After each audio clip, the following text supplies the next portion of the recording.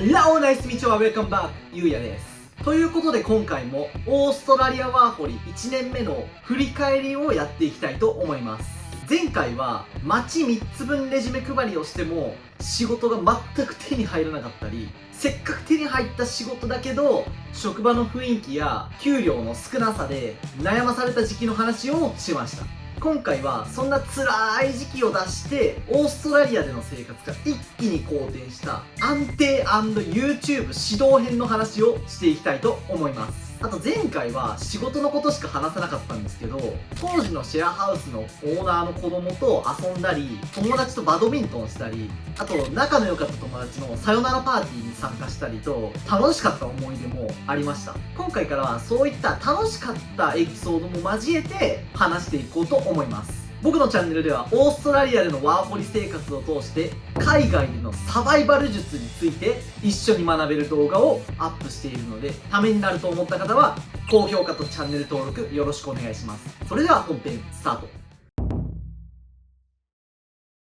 ホテルの清掃員として働きながら毎日求人サイトに張り付いていて仕事を探していたある時、日系企業が倉庫スタッフの求人募集をしていました。勤務地が自転車で40分の距離にあって、で未経験でも働けて、で何よりフルタイムで働けるってところに魅力を感じました。でオーストラリアでの雇用形態についてはまたちゃんとした解説動画を作って話しますが、これだけは覚えておいてください。フルタイムで働けたらもう最強。その理由はクビになりにくくて福利厚生がしっかりしていて、週38時間は確定で働けるからです。もしワーホリでオーストラリアへ来たならフルタイムの仕事にチャレンジしてみてください。僕がやっていた倉庫の仕事はレストランから送られてくるオーダー通りに商品をピックして段ボールに梱包してトラックに積むという仕事です。20キロの米袋を何十袋も積んだり、マイナス20度の冷凍庫に入って作業しなきゃいけなかったので、マジで体力仕事でした。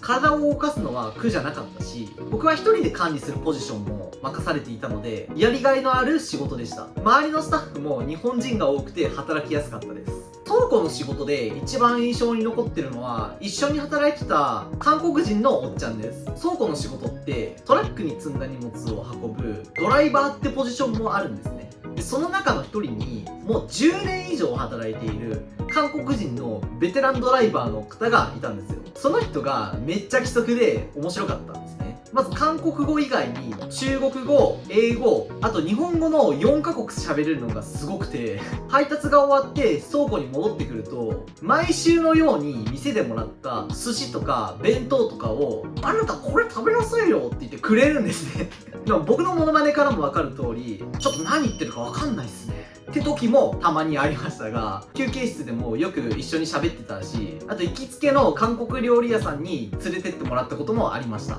そして気になる給料ですが、まず時給が27ドルで1日 7.5 時間平日5日間働いたとすると週あたりなんと 1012.5 ドル。そしてここから 15% の税金を引くと、だいたい860ドル。そこから家賃280ドルと生活費をざっくり50ドル引くと毎週500ドルは貯金することができました。ほんとこの仕事を始めてから僕のワーホリ生活が始まったと言っても過言ではないです。で、だいたい月20万円は貯金できたので、仕事を始めて2ヶ月半でついに車を購入できました。車という最強の交通手段を手に入れたことで、チャリ40分だった通勤時間が15分に短縮できたり、ベアアイランドやパームビーチなど車だからこそ行けるシドニーの穴場スポットへ行ったり、何より精神的余裕ができました。で、生活が安定し始めたある時、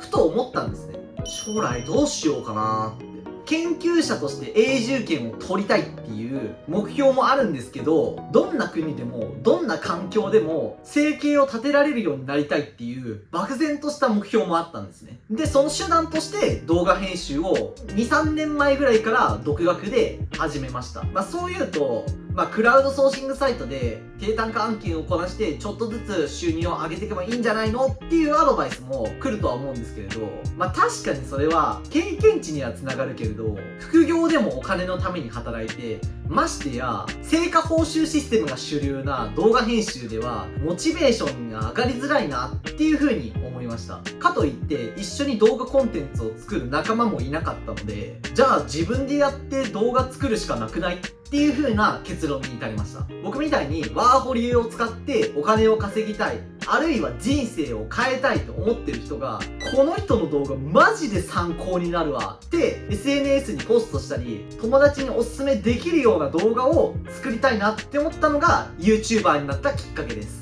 そうして仕事と YouTube をやりつつ充実した日々を過ごしている中、大事件が起こりました。それが車当て逃げ事件です。これは以前投稿した動画で詳しく話しているので、今回は簡潔に説明すると、仕事終わりに自分の車を見たらこんな無残な状態になって思わず絶句、隣で後輩大爆笑。幸運なことに車に目撃者からの手紙が挟まってて、この名前が書いてあるこのナンバーの車に当て逃げされてたよ、わからないことがあったらメール送ってねって書いてあったので、事件の詳細を聞いて警察に捜査を依頼しました。それと同時に車を修理しなきゃいけないので、保険会社に連絡して修理の手はずを整えました。あれから半年経ったので久々に警察に連絡してみたんですけれど、警察が言うには加害者の車と手紙に書いてあったナンバーが全然一致してなかったし、その車に書いてあった名前の人は別の場所にいて、車を当て逃げすることは物理的にできないから、これ以上犯人を探すための証拠がないって言われました。でこの言い分については納得できるんですけれど、僕が電話するよりはるかに前にはその結果が出ていたのに、今の今まで何の連絡もしてこなかったことに一番イライラしました。だからこの動画を見てる人でオーストラリアで生活してるけど何も起こらなくてつまらないと思ってるそこのあなた、そんなことはない。マジで突然何かに巻き込まれるから気をつけてほしい。フロントパネルはひどいありさまでしたが、内部機関は壊れてなかったので問題なく車が元通りになって、倉庫で働いてた上司や仲間に別れを告げて、いよいよファームジョブがスタートします。ということでこの続きも見たいって方は高評価とチャンネル登録よろしくお願いします。それではまた次の動画でお会いしましょう。 See you again。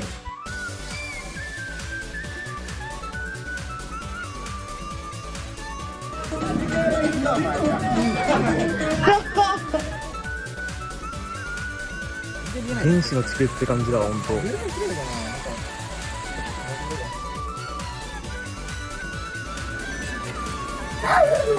Yeah.